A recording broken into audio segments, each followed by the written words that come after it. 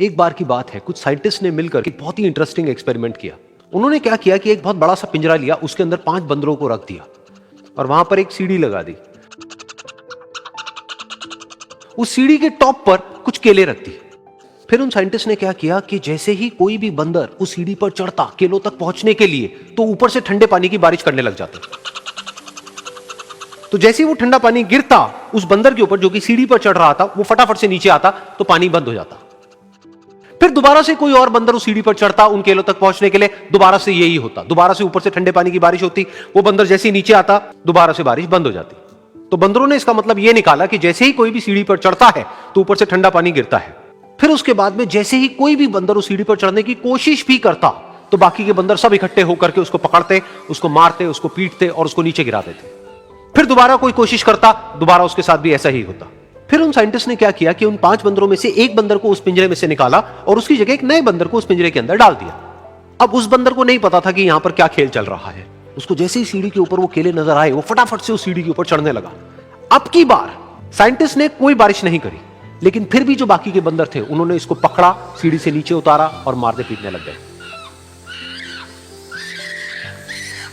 इस बंदर को समझ नहीं आया कि मेरे को क्यों मारा जा रहा है, तो उसने दोबारा कोशिश करी। जैसे उसने दोबारा कोशिश करी, दोबारा से उन 4 बंदरों ने वही किया।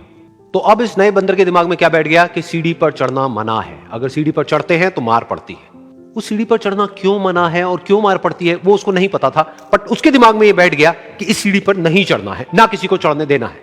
फिर दोबारा से उन साइंटिस्ट ने क्या किया कि जो पुराने 4 बंदर थे उसमें से एक बंदर को निकाला और एक नए बंदर को उसी जगह पर डाल दिया। अब इस नए बंदर ने भी वही किया जो इससे पहले वाले ने किया था, यानी कि वो भागता हुआ गया, उस सीढ़ी के ऊपर चढ़ने की कोशिश करी, उन केलों तक पहुंचने की कोशिश करी। बाकी 4 इकट्ठे हो गए और उन्होंने उसको मारा पीटा, सीढ़ी से नीचे गिरा दिया। उसको कुछ समझ नहीं आया, उसने दोबारा कोशिश करी, दोबारा उसके साथ यही हुआ। और अब इस बंदर के दिमाग में भी यही बैठ गया कि सीढ़ी पर चढ़ना मना है और सीढ़ी पर चढ़ने से मार पड़ती है। फिर साइंटिस्ट ने एक एक करके जो पुराने 3 बंदर बचे हुए थे उसमें से भी एक एक करके उन बंदरों को निकाला और उनकी जगह पर 3 नए बंदर आ गए। अब ये 5 बंदर नए थे और किसी को भी ये नहीं पता था कि उस सीढ़ी पर चढ़ना मना क्यों है, लेकिन उन सबके दिमाग में बैठा हुआ था कि सीढ़ी पर चढ़ने से मार पड़ती है। तो कोई भी कोशिश नहीं कर रहा था, जबकि अब कोई ठंडे पानी की बारिश भी नहीं हो रही थी। वो चाहते तो आराम से उस सीढ़ी पर चढ़ते, केले तोड़ते और आपस में बांट करके खा लेते। बिल्कुल ऐसा ही हम लोगों के साथ भी होता है, यानी कि इंसानों के साथ भी होता है।